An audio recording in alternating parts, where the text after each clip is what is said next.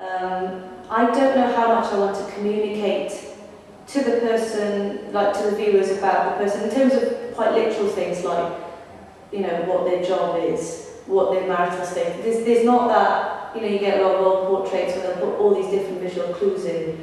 I don't think I've got the intelligence to do that, or the patience perhaps, I don't know. It's more about, what I want to get across is that sense of a person, and that there's that sort of vibrancy that you get from somebody is alive. I mean, they're completely made up, no one has sat for me from them, and they're made from lots of different elements. Yet it's up to me to pull it together and make something that feels real in some way, or a depiction of something quite real. So yeah. And how do you add your kind of signature touch to the works? My signature touch, I remember hearing this quote, I think it was Grayson Perry who was saying it, that if every artist was perfect, then all the work would be the same, because that's the definition of perfect. So every artist's work is all their imperfections, and that's something I completely relate to, because I mean, there's particular elements in my work which have now become what people call signature, or my style. And it's just, I find a lot of it is my way of just coping with my lack of ability. It's my way, I mean, there's a lot of flatness in my paintings, especially material. I enjoy doing that, it's an indulgence, and I can just enjoy that colour playing type thing compared to that intensity that I put into the skin and the face a lot. But it's also, I just don't really paint material very well. You know, it's practicality meets my attention span, and also just my self-indulgent desire to paint that thing. And a lot of costume is where I kind of let rip with that, really. Just the playing with the sort of different colours and patterns and textures. So yeah, that's kind of, my style is just my problems on the canvas. I think that's what that is, yeah. So where do you stand on perfection then? Because it's quite a... It's a difficult one. What I don't want my paintings to rely on, I want them aesthetically pleasing. That's something that's important to me. I enjoy that. I'm easily seduced by that. And it's not my intention to seduce viewers in that way. Obviously I want them to enjoy it, but I don't want the paintings to rely on the beauty of the woman in it. I don't want them to be, you know, Miss World in the thing. I want them to look like normal women, and that their beauty comes from just them as individuals. That sounds a bit cliche, but I just want people to be intrigued by who this person is. Yeah. Some of the biggest artists that I admire, I don't actually look to directly for painting. I mean, I think someone like Caravaggio is unbelievable. I mean, that stuff makes me cry. But I don't actually look at it to put into any paintings. I think it's probably because he's just far too technical. I mean, he's just so unbelievably that much better than me. I don't think there'd be any point, I don't know. But yeah, so in terms of artists that I really admire that also feed into my work, as I said, I'm such a magpie looking all the time intensely that they're all one big body of work. Yeah. It all goes into one. Yeah, sure. Which of your works is particularly a key piece for you from the past? As in from my body of work? Yeah. Well, I suppose, I mean, I decided, I think, when I speak to a lot of people on my course, they knew that they wanted to be artists for quite a while from the degree. They knew that they wanted to be artists for quite a long time. So they were quite young. I came to it, I think, quite late in a lot of ways. I only really understood that that's what I wanted to do when I was 18. And so there's a particular painting that really kick-started it for me. Before then, my art teacher at the time and we were at loggerheads. We did not get along. He used to leave me messages in my book when he'd given me like a big 0.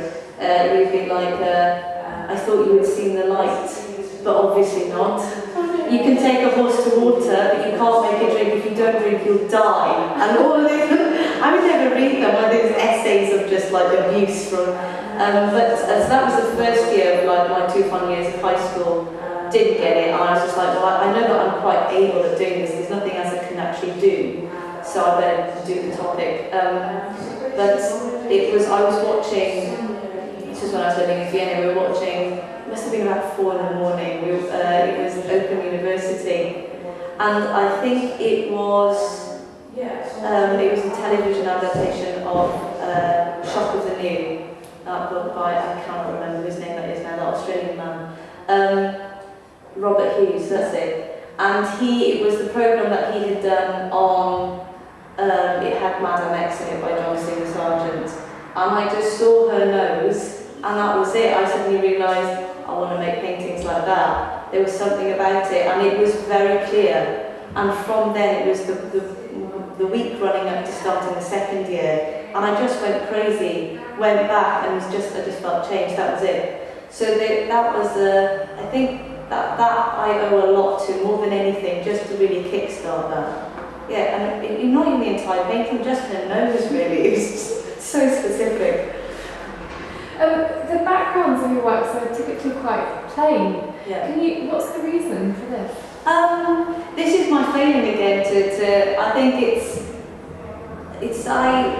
I am obsessed with people, women, the figure. Faces even, it's not even about, that's why a lot of it's costume, they even almost lose the body. It's just faces, and by the time I get to the background, and that's it, I'm spent, I'm done, I've got nothing else to get from this painting. I've got the face down, and I've done something that I enjoy with the costume. And often the background it's almost secondary to me. Like, maybe that's obvious, I don't know. And also though, I think I've tried to do backgrounds, and I mean, a tutor once said to me, I'd done this, I was just messing about on this canvas, and she's like, love, this is really boring. And I just felt relieved, because I'm like, yes, this is really boring. She's like, yeah, it's really boring, don't do it if it's boring, because it's so obvious to everybody else, you cannot fake it. And so there's no point trying to paint the background, because it's just going to be bored, because I'm going to be bored with doing it. So I just leave it.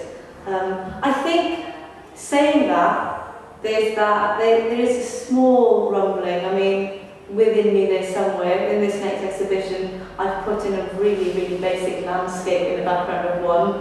And I'm like, yeah, that's not too painful actually.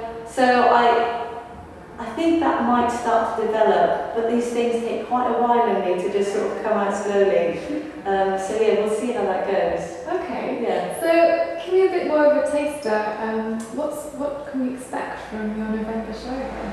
It's just more of the same obsession really, more of the just questionable desire to keep doing this. And I sat down when I was asked to do the show, and I'm like, this is, so exhibition, maybe you need to give yourself some sort of, idea that sits at the centre. And then I realised I've been making pictures, and I'm not over with it, I'm not bored with it. So it's just me looking more at that really, and getting an opportunity to amalgamate a big body of work to see what it's like, what I'm doing. It's been quite interesting. I'm pleased to see what the body of work, and what I've never seen before is that many eyes looking at me that I've painted. So that's quite nice. But yeah, I've also developed the drawing a little bit more. It's become more like the painting. And that's been, I've enjoyed doing that, working on my pencil technique. So there's the two, they're exactly the same thing, different mediums. I don't know, I wonder if you get different things from that, I'm not sure. But yeah, it's the same as really.